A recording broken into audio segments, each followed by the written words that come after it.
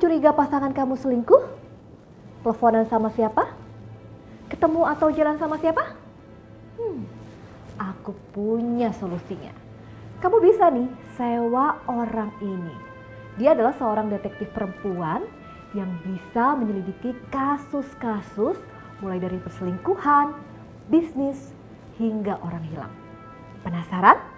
Yuk kita meet up langsung saja dengan detektif Jessica. Halo Mbak. Halo Mbak Ulan, halo. Apa kabar? Kabar baik, puji Tuhan. Apa kabar Mbak Ulan? Kabar baik juga. Lagi nggak sibuk memata-matai nih Mbak Jess? Ya, kita lagi senggang lah sambil isi shoot ini. Gitu. Oke, baik Mbak Jess. Berbicara soal detektif wanita, kita tuh penasaran banget, tentunya masyarakat di Indonesia juga penasaran. Sebenarnya cerita awalnya profesi detektif itu seperti apa sih Mbak? Cerita awal profesi detektif atau profesiku nih Mbak maksudnya? Ya, profesi Mbak Oke. Jess sebagai detektif. Oke, kalau untuk saya sendiri ya, saya terjun menjadi detektif swasta ini ya memang karena satu passion, kedua memang ada background gitu loh. Yang ketiga ya ini menarik, ini profesi menarik gitu. Kita banyaklah dapat pelajaran, hal yang kita nggak dapat di instansi atau institusi pendidikan tuh kita kerjakan di sini. Gitu. Oke. Nah, sejak kapan Mbak Jess ini terjun ke profesi detektif ini? Saya ini dari 2010 ya, kurang lebih lah 2010. Saya udah 10 tahun lah kurang lebih ya Mbak ya, di investigasi swasta, gitu. Itu berarti awalnya dari sebuah ketertarikan begitu ya Mbak Jess ya? Ya awalnya memang, profesi ini memang jarang ya Mbak ya, kalau misalnya kita, cari info nih, ini memang jarang. Nah kebetulan pas banget saya ketemulah dengan iDetective ini. Nah, saya join-lah di sini, gitu. Berarti join di iDetective ini sejak tahun 2010 tadi ya? Betul. Oke. Nah, di iDetective ini Mbak Jess ini sebagai apa detailnya? Saya di sini sebagai ini ya, investigation assistant lah atau asisten investigasi, juga saya, mencakup business development. Seperti apa, ya kita konsul dengan klien, lalu mengerjakan kasusnya juga, nah itu dengan saya. Jadi sebelum eksekusi kasus, saya akan bertemu dengan kliennya terlebih dahulu untuk membahas persoalan kasusnya seperti apa, gitu. Menarik sekali. Nah, tadi berbicara soal iDetective sendiri, itu sudah ada sejak tahun berapa sih Mbak, kalau boleh tahu? iDetective ini berdiri sejak tahun 2008, Mbak. Gitu. Oke, 2008. Dan kasus-kasusnya apa saja yang ditangani di iDetective ini, yang Mbak Jess juga pernah tangani? Jadi sebenarnya gini Mbak Ulan, iDetective ini kan investigasi swasta untuk perselingkuhan ya. Nah, perselingkuhan ini kita menangani kasus biasanya orang-orang yang memang memiliki permasalahan dalam hubungan rumah tangga, seperti selingkuh atau orang ketiga. Pokoknya hal-hal yang berkaitan dengan kejahatan rumah tangga atau percintaan lah gitu. Oke, jadi berapa detektif yang dimiliki untuk menangani kasus perselingkuhan ini, Mbak? Kalau untuk Berapa banyak? perselingkuhan ini investigasi swasta ini sebenarnya gini Mbak, satu kasus ini kita dengan satu tim. Dalam artian satu tim itu ya bisa 3 orang, bisa 4 orang, bisa lebih gitu. Bisa juga satu kasus 1 orang juga bisa. Tergantung dari kasusnya, persoalannya seperti apa gitu. Nah, kalau untuk kasusnya sendiri, Mbak, yang paling sulit ditangani itu kasus perselingkuhan seperti apa, Mbak? Kan lagi musim nih ya, zaman sekarang ini ya. Iya iya iya iya. Ya, kalau perselingkuhan tuh sebenarnya macam-macam ya, Mbak. Kita nggak bisa lihat dari satu sisi saja. Dalam arti misal klien datang ke kita, dia bilang, istri saya berselingkuh. Tapi setelah kita telusuri ternyata tidak selingkuh, justru malah lakinya yang berselingkuh, ada seperti itu. Ada juga yang malah ingin gimana caranya nih biar istri saya selingkuh loh, Mbak. Gitu. Lah itu kan kita nggak bisa. Ada macam-macam orang gitu. Kalau untuk yang paling rumit sendiri sebenarnya adalah dari target yang apabila kita ikuti dia punya pengawalan. Misalnya dia punya bodyguard sendiri atau asistennya ada 5, kemana-mana ngintil lah itu yang sulit. Gitu. Jadi banyak tantangannya ya, tergantung jenis kasusnya ya. Betul, tiap kasus pasti beda-beda, Mbak. Nah, tapi Mbak J sendiri ini berarti hanya fokus di kasus perselingkuhan atau memang ada kasus-kasus lain yang ditangani di dalam naungan iDetective ini, Mbak? Sebenarnya kalau untuk investigasi sendiri kan cakupannya luas ya, Mbak ya. Kita juga ada service untuk bodyguard, dalam artian bodyguardnya mau perempuan atau mau laki-laki juga ada. Gitu. Kita juga cari orang hilang atau mobil hilang gitu kita bisa. Gitu. Total keseluruhan detektifnya ada berapa, Mbak, di iDetective ini? Kita kalau untuk agent ini kita ada purna waktu dan paruh waktu ya, Mbak ya. Ada yang full time dan part time lah, freelance gitu istilahnya.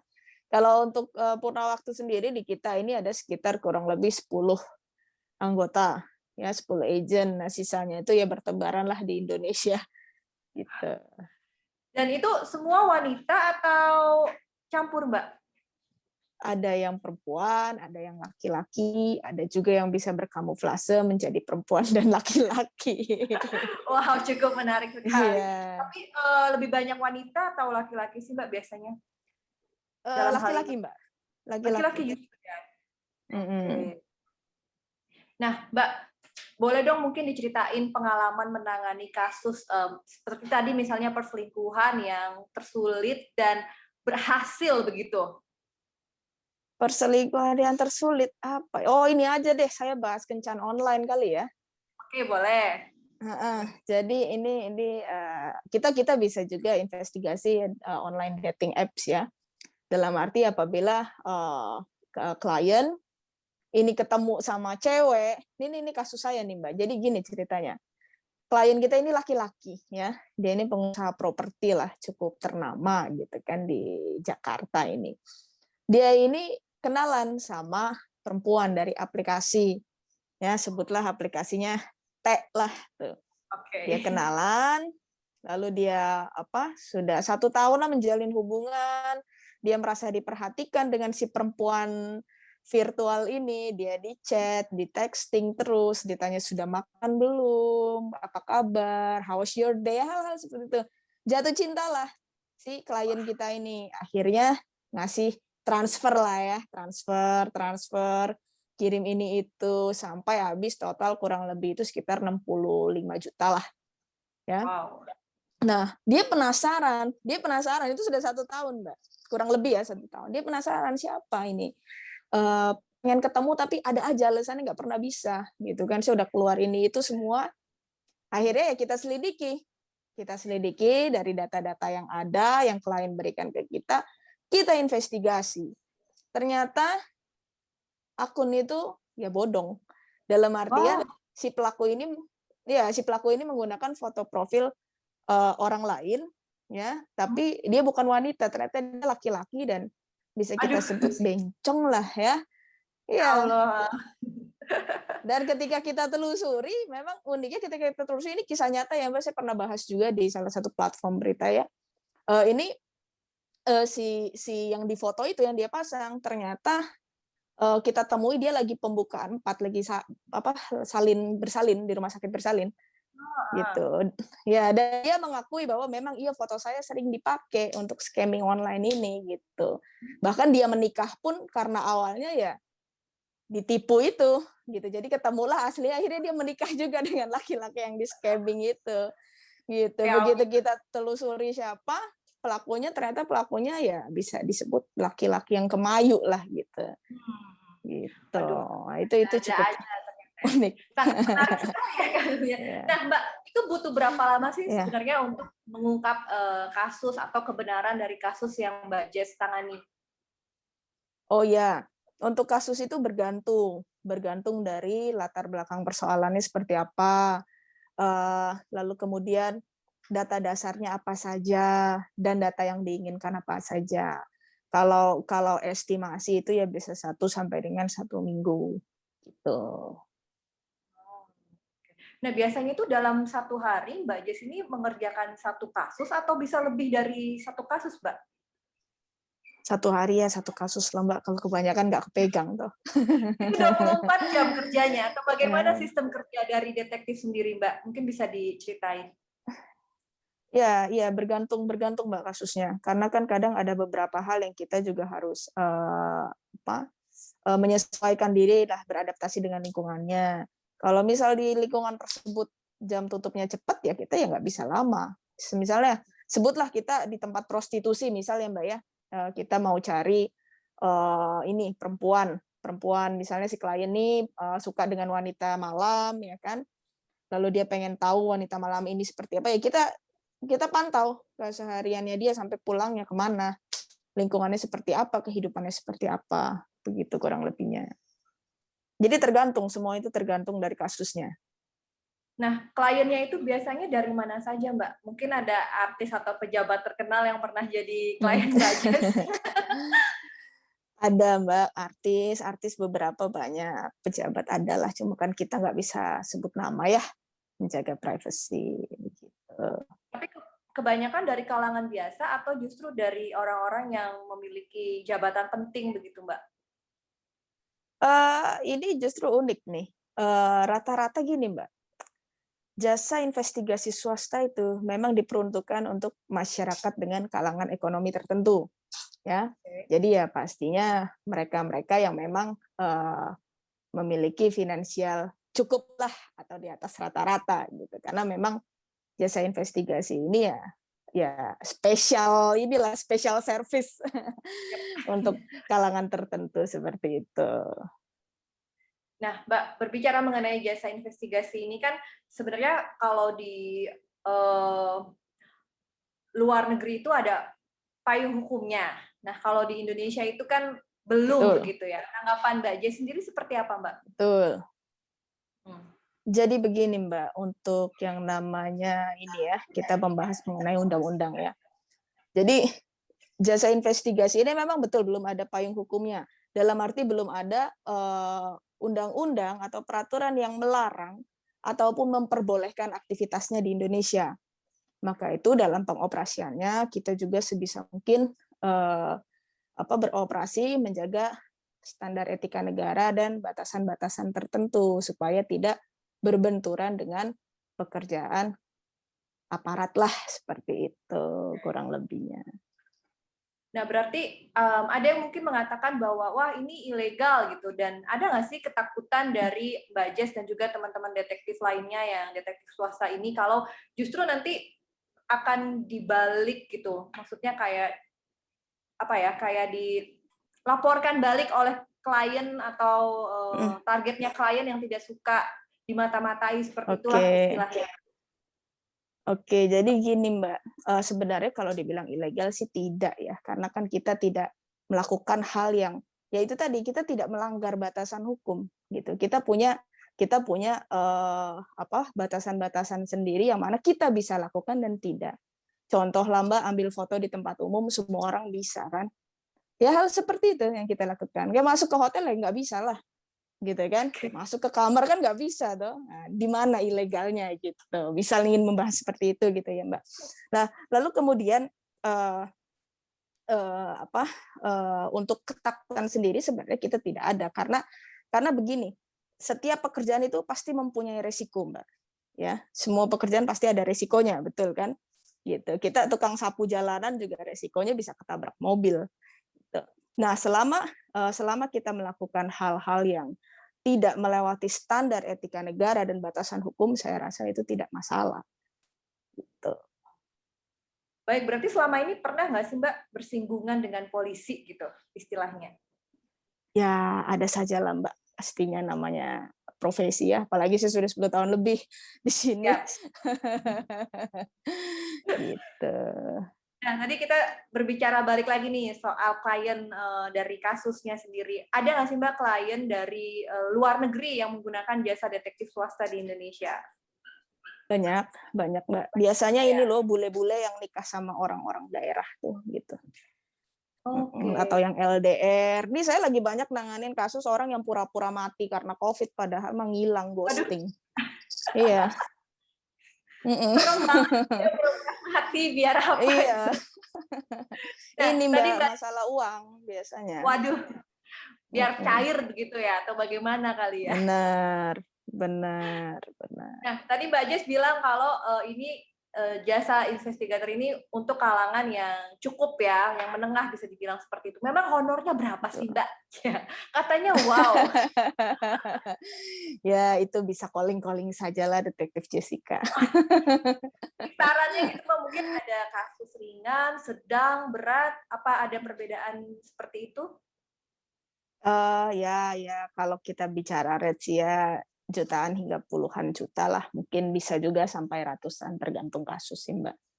Gitu. Wow. Iya. Untuk yang ratusan juta gitu. Penasaran kok bisa Ya. mahal banget gitu kan? Ya biasanya ini pemantauan ya Mbak ya, atau kita sebutnya kalau dunia investigasi sebutnya ini surveillance. Nah, itu kan tergantung berapa lama sih ingin dipantau gitu. Gitu sih sebenarnya ya tergantung kasus lah macam-macam Mbak gitu. Tergantung kasusnya dan berapa lama dipantaunya begitu ya Mbak ya? Iya. Lalu untuk jadi detektifnya sendiri nih Mbak, di iDetektif ini mungkin ada keahlian atau mungkin kriteria atau sertifikasi khusus nggak sih Mbak untuk menjadi seorang detektif? Gitu? Ya sebenarnya kalau untuk sertifikasi kita berbicara mengenai pendidikannya ya berarti. Dalam arti pendidikan untuk menjadi PI juga ada Mbak. Cuma memang tidak di Indonesia. Kita ambil dari biasanya ya kebanyakan ini dari UK, yaitu sertifikasinya. Lalu kalau untuk di Indonesia sendiri, yang paling penting ini kita harus bisa beradaptasi dengan segala jenis situasi. Karena namanya investigasi ya samalah seperti kita jurnalis juga kan cari berita, cari info, gitu-gitu kan sama nih itu Mbak. Ya, kita harus kalau lagi ke bawah ya nyari ke bawah, kalau lagi yang ke kelas yang tinggi-tinggi sekali ya kita harus bisa menyesuaikan intinya. Lalu kita juga harus memiliki keahlian berkendara ya. Dalam arti motor, mobil tuh kita harus bisa gitu. Gitu. Bisa intinya bisa dilepas dimanapun lah. Oke. Dan satu lagi nih Mbak, pertanyaan terakhir. Penasaran juga kalau detektif wanita ini katanya memang harus yang lajang begitu ya Mbak ya? Ya kebanyakan sih ya itu biar tidak berbentrokan dengan rumah tangga gitu loh Mbak. Tapi Hidupnya. Mbak Jess sendiri pernah mengalami pengalaman buruk nggak sih selama menjadi seorang detektif gitu? Pengalaman yang nggak enak gitu Mbak? Oh sering Mbak, lagi ngikutin orang, kejeblos masuk got, saya juga pernah. Lagi ya banyak lah. Banyak ya? Nggak lihat jalan, banyak sekali Mbak. Gitu. Kadang ya hal-hal yang kita nggak tahu jadi tahu juga ada lah. Karena luas sekali.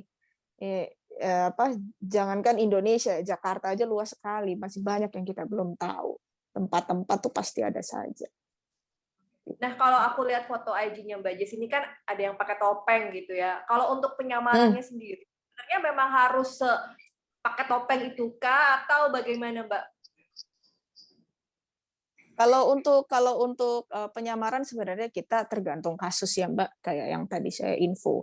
Misalnya kita dapat targetnya ini orang santri ya kita ya pakai jilbab kemana-mana gitu kan. Kalau misalnya targetnya ternyata, iya kita mengikuti, kita menyesuaikan. Kalau targetnya ini ya cewek malam gitu kan yang suka keluyuran ya kita menyesuaikan dengan dia. Gitu. Orang kantoran ya kita officially ya pakai baju kantoran gitu. Nah, sebagai seorang detektif kan pasti rasa ingin tahunya cukup besar begitu ya. Pernah nggak sih Mbak Jess Mhm. ini penasaran, mungkin menyelidiki atau mengintai keluarga sendiri begitu Mbak? Tetangga saya Atau pernah, ada Mbak. keluarga yang minta tolong gitu? Enggak, saya dapat dapat kasus kebetulan ternyata orang satu lingkungan gitu. Pernah. Saya dapat kasus ternyata masih teman dekat juga pernah. Ya macam-macam lah, Mbak. Gitu. Oke, baik kalau begitu Mbak Jess, terima kasih untuk sharing-sharing pengalamannya. Sukses selalu ya Mbak ya, Sama-sama. dan jaga Sama-sama kesehatan. Mbak Ulan. Oke, terima kasih Mbak Sama-sama. Jess. Terima kasih. Oke deh, Meet Uppers, itu dia tadi obrolan aku sama detektif Jessica. Ternyata seru juga ya jadi detektif. Mungkin kalian ada yang tertarik nih cewek-cewek. Oke deh kalau gitu, sampai jumpa di Meet Up selanjutnya. Jangan lupa untuk like, comment, dan juga subscribe channel YouTube Antv News Plus ya. Sampai jumpa di episode selanjutnya. Aku Wulan. Bye-bye Meet Uppers.